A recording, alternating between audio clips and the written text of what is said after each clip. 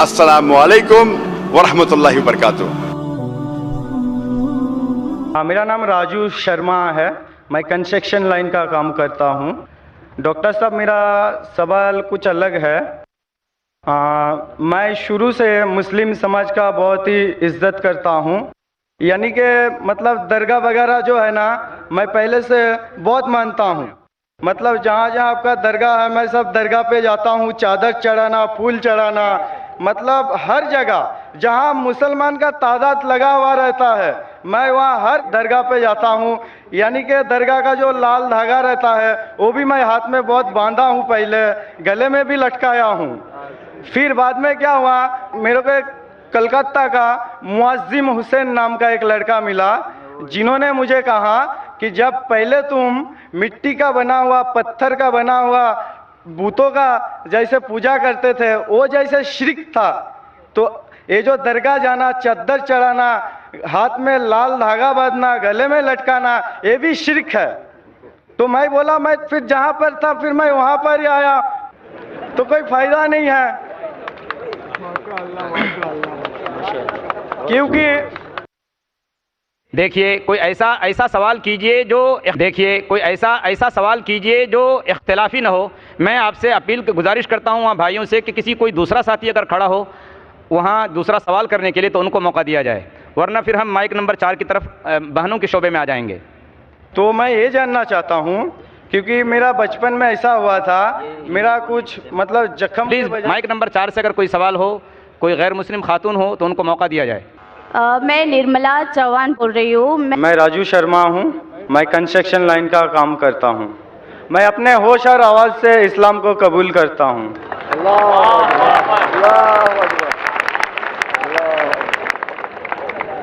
ماشاءاللہ، جس طریقے سے اللہ تعالیٰ فرماتے اذا جاء نصر اللہ والفتح، آپ دیکھتے بڑی تعداد میں الحمدللہ لوگ اللہ کے اس صحیح دین کی طرف آ رہے۔ بھائی صاحب، آپ مانتے ہیں کہ اللہ ایک ہے؟ ہاں آپ مانتے ہیں کہ اللہ ایک ہے؟ ہاں، ایک ہے۔ آپ مانتے ہیں کہ بت پرستی غلط ہے؟ غلط ہے۔ آپ مانتے ہیں کہ محمد صلی اللہ علیہ وسلم آخری پیغمبر ہے؟ ہاں، یس۔ آپ کو اسلام قبول کرنے پہ کوئی بھی زبردستی کر رہا ہے؟ نہیں نہیں نہیں نہیں کوئی بھی مالی دباؤ، نہیں نہیں نہیں کوئی بھی فزیکل دباؤ، کوئی دھمکی دے رہا ہے؟ نہیں نہیں بالکل نہیں نا، کیونکہ اسلام کو زبردستی سے کسی سے قبول کرانا، زبردستی سے اسلام قبول کرانا اسلام میں حرام ہے، لا اکراہ فی الدین۔ لیکن کوئی دل سے کرنا چاہتا ہے تو کر سکتا ہے۔ آپ اپنے دل سے کرنا چاہتے میں ہیں؟ اپنے دل سے کر رہا ہوں۔ ماشاءاللہ۔ تو میں عربی میں کہوں گا، اس کو آپ دہرائیے۔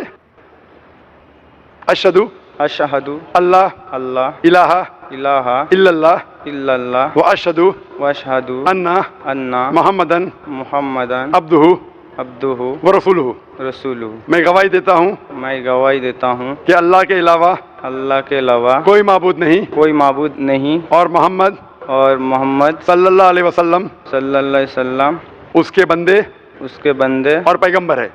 پیغمبر ہے۔ ماشاءاللہ، آپ مسلم بن چکے، اور انشاءاللہ میں اللہ سے دعا کروں گا کہ آپ کو اور ہدایت دے، اور آپ عمل میں بھی انشاءاللہ پکے بنے، اور دعا کروں گا کہ اس دنیا اور آخرت میں بھی انشاءاللہ آپ کو سفلتا ملے۔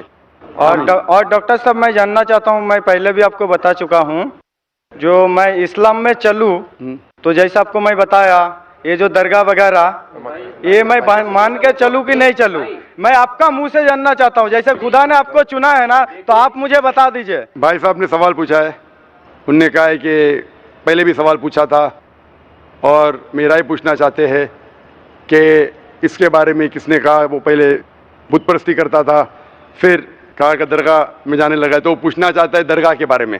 میں نے قرآن مجید پڑھا ہوں، قرآن مجید میں مجھے کوئی بھی آیت نہیں ملی جس میں لکھا ہے دھاگا باندھنا چاہیے۔ قرآن مجید میں کئی بھی آیت نہیں جس میں لکھا ہے درگاہ جانا چاہیے۔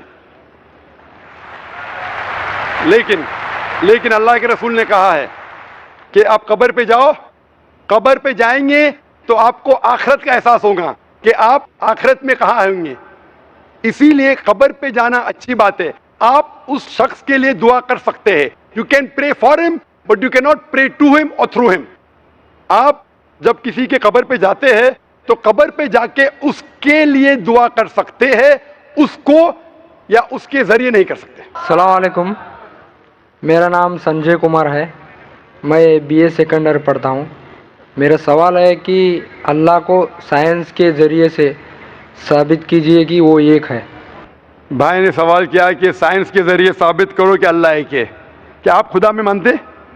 میں تو مانتا ہوں خدا ایک ہے، لیکن میرے پڑوسی ایک براہمن نے مجھے پوچھا تھا وہ نہیں مانتا ہے، وہ خدا میں نہیں مانتا ہے. وہ کیا کرتا ہے مجھے معلوم نہیں، لیکن میں تو پتھر پر وشواس نہیں کرتا. ماشاءاللہ، میں ایک ہی خدا پر وشواس کرتا ہوں، بہت اور صحیح. پہلے سے ہی میں ایک ہی خدا پر وشواس کرتا ہوں. ماشاءاللہ.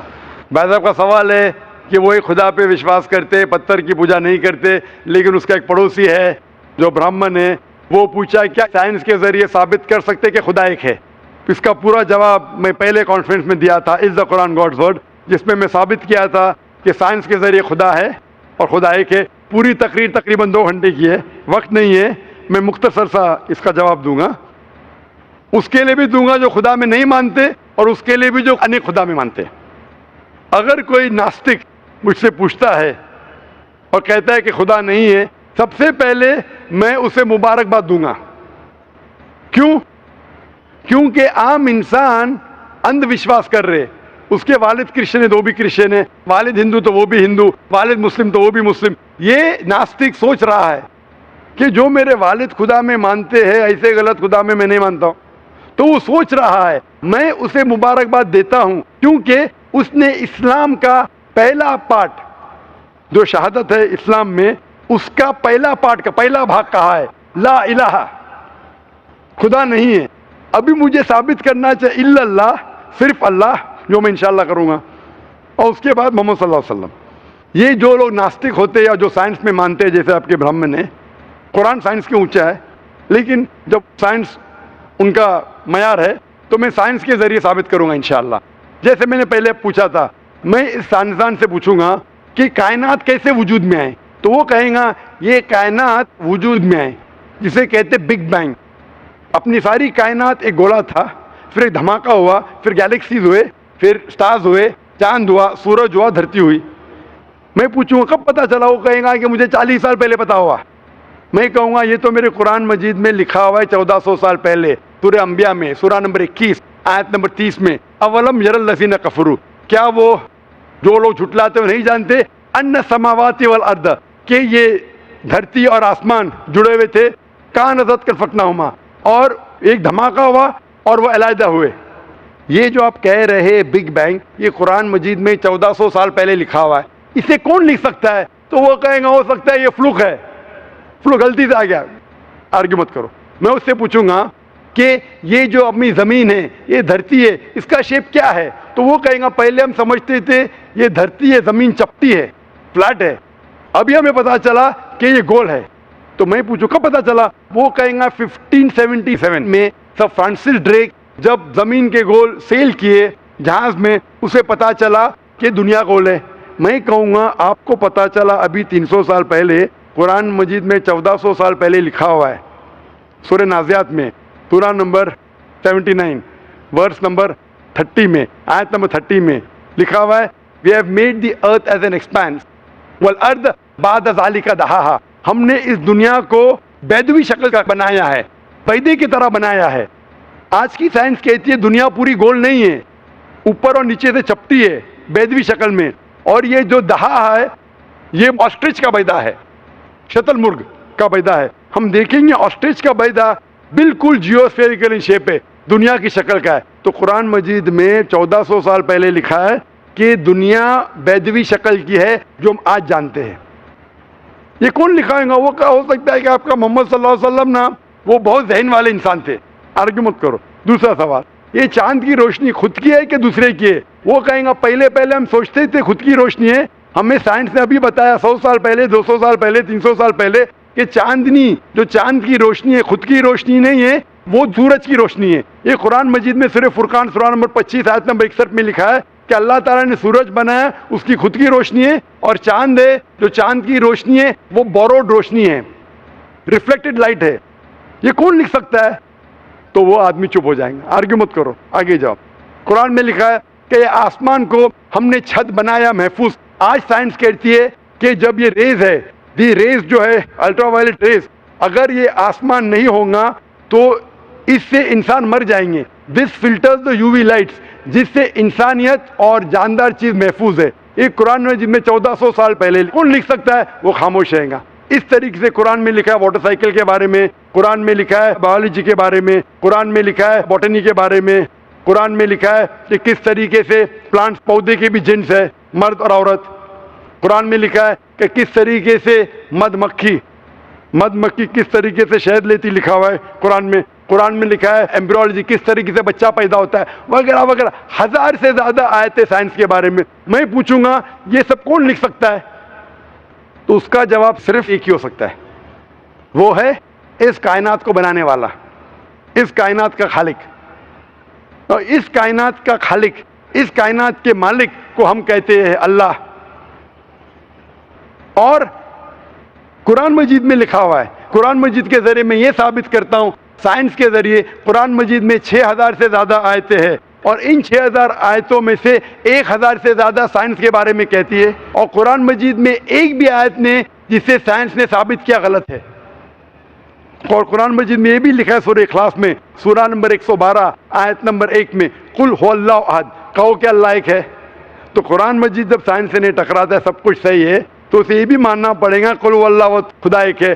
اگر وہ برہمن ہے تو میں کہوں گا کہ آپ کے چھندوگیہ اپنشد میں لکھا ہے, chapter number 6 section number 2 shloka number 1 میں لکھا ہے ایکم ایودتیم, خدا ایک ہے دوسرا نہیں ہے.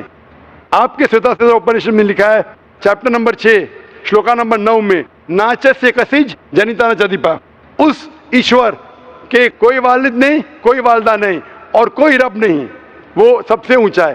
یہی پیغام دیا گیا سوتا اپنشد میں چیپٹر نمبر 4 ورس نمبر 19, اور Yajurveda chapter number 32 verse number 3 میں, نہ تس پرتیما استی, اس ایشور, اس خدا کی کوئی پرتیما نہیں, کوئی پکچر نہیں, کوئی عکس نہیں, کوئی پینٹنگ نہیں, کوئی پورٹریٹ نہیں, کوئی مورتی نہیں, کوئی اسٹیچو نہیں, کوئی اسکلپچر نہیں.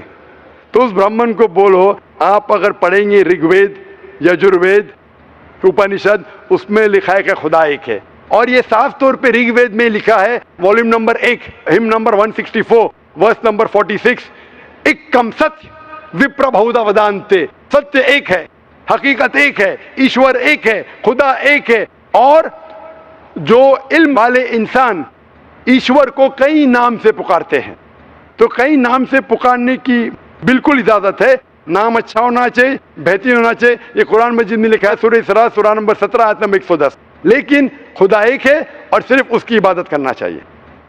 میں آپ سے پوچھنا چاہتا ہوں, آپ مانتے ہیں خدا میں؟ مانتا ہوں. آپ مانتے بت پرستی غلط ہے؟ غلط ہے. آپ مانتے ہیں کہ محمد صلی اللہ علیہ وسلم آخری پیغمبر ہے؟ ہاں آپ مانتے ہیں؟ مانتے ہیں. تو اس کا مطلب آپ مسلم ہیں. میں تو اسلام قبول کرنے آیا ہوں. او ماشاء اللہ.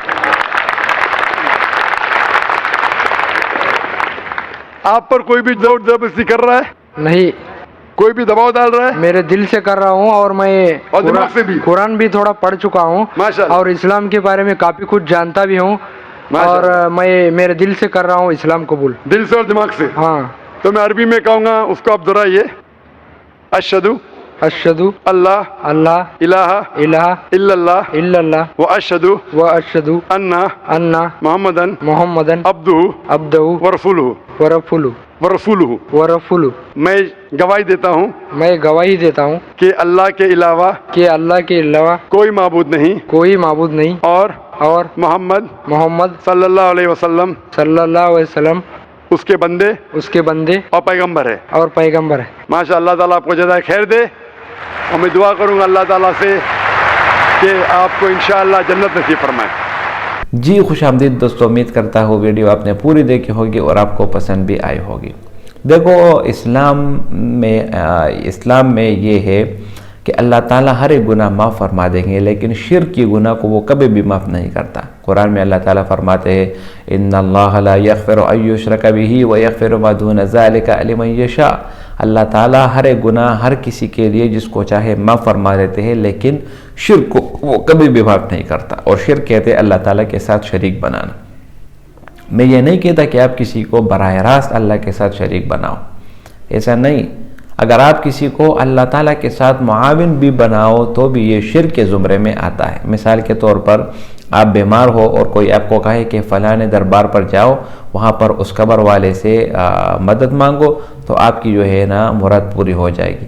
آپ جاتے ہیں اور اس قبر والے کے ساتھ جو ہے نا مل جاتے ہیں اور اس کو جو ہے نا اس کے ساتھ آپ کچھ کہہ دیتے ہیں کہ چلو آپ مجھے وہ دے دو، آپ مجھے جو ہے نا وہ کرو، کیا کہتے ہیں، آپ اس قبر والے سے کہتے ہیں کہ مجھے تندرستی عطا فرمائے، مجھے یہ کرو، تو یہاں پر آپ نے شرک کیا۔ کیوں؟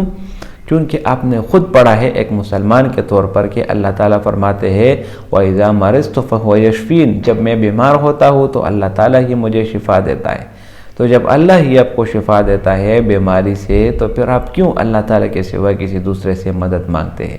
یہ چیزیں ہم مسلمانوں کو لے ڈوبی ہے کہ ہم اللہ تعالیٰ کے سوا کسی دوسرے کے ساتھ مل گئے اور ہم نے کسی دوسرے پر بھروسہ کرنا شروع کر دیا۔ اب مثال کے طور پر کوئی آپ کو کہے کہ فلاں دربار سے جا کر آپ ایک دھاگا باندھو، یہ دھاگا آپ کی حفاظت کرے گا۔ بھائی حفاظت کرنے والا تو اللہ ہے، دھاگا کہاں سے آپ کی حفاظت کرے گا؟ اللہ تعالیٰ نے ہر انسان کی حفاظت کے لیے فرشتے مقرر کیے اور فرشتے ہی انسانوں کی حفاظت کرتے ہیں اللہ کے حکم سے۔ تو اب دھاگا جب آپ باندھتے ہیں تو دھاگا آپ کی کس طرح حفاظت کرے گا؟ تو لہٰذا اس لیے اس کو شرک کہا گیا۔ ہاں اگر آپ جاتے ہیں دربار پر چادر چڑھاتے ہیں اور کہتے ہیں کہ یہ چادر میں اس پہ اوپر چڑھا رہا ہوں تو یہ قبر والا میرے اوپر رحمت کرے گا اور وغیرہ وغیرہ، بھائی وہ قبر والا خود محتاج ہے، وہ خود دعاؤں کا طلبگار ہے، قبر والا آپ کی کیا مدد کرے گا؟ تو لہٰذا ہر ایک چیز میں، ہر ایک حالت میں، ہر مشکل میں، ہر ایک وقت میں آپ کی جو دل کی تسلی اور آپ کے جو دل کے قریب ہے، آپ کے جو شہرک سے بھی زیادہ قریب ہے، وہ صرف اور صرف اللہ تعالیٰ ہے۔ اگر آپ اللہ تعالیٰ کے سوا کسی دوسرے سے مدد مانگیں گے تو آپ بالکل آپ شرک کریں گے۔ کیوں؟ کیونکہ جو مشکل کشا اور حاجت روا ہے وہ صرف اور صرف اللہ تعالیٰ ہے۔ اگر اللہ تعالیٰ کے سوا آپ کسی دوسرے کے سامنے ہاتھ پھیلائیں گے تو بالکل یہ آپ کی جو ہے نا یہ غلط بات ہے، آپ اس طرح نہ کریں۔ اسی طرح اگر کوئی آپ کو کہے کہ آپ فلاں پیر سے آپ مدد مانگے، اس سے منت مانگے، یار آپ کیا کر رہے ہو؟ ایک اللہ تعالیٰ نے ہی آپ کو پیدا کیا، اسی کے قبضے میں آپ کی جان ہے، تو آپ کیوں اللہ کے سوا دوسرے کے اوپر جاتے؟ تو لہٰذا ویڈیو کا مقصد بھی یہی ہے کہ آپ صرف اور صرف اللہ پر بھروسہ رکھیں اور اللہ سے ہی مدد مانگیں۔ ایاک نعبد و ایاک نستعین۔ امید کرتا ہوں ویڈیو آپ کو پسند آئی ہوگی۔ اگر ویڈیو آپ کو پسند آئے تو اس چینل کو سبسکرائب کریں۔ بہت شکریہ۔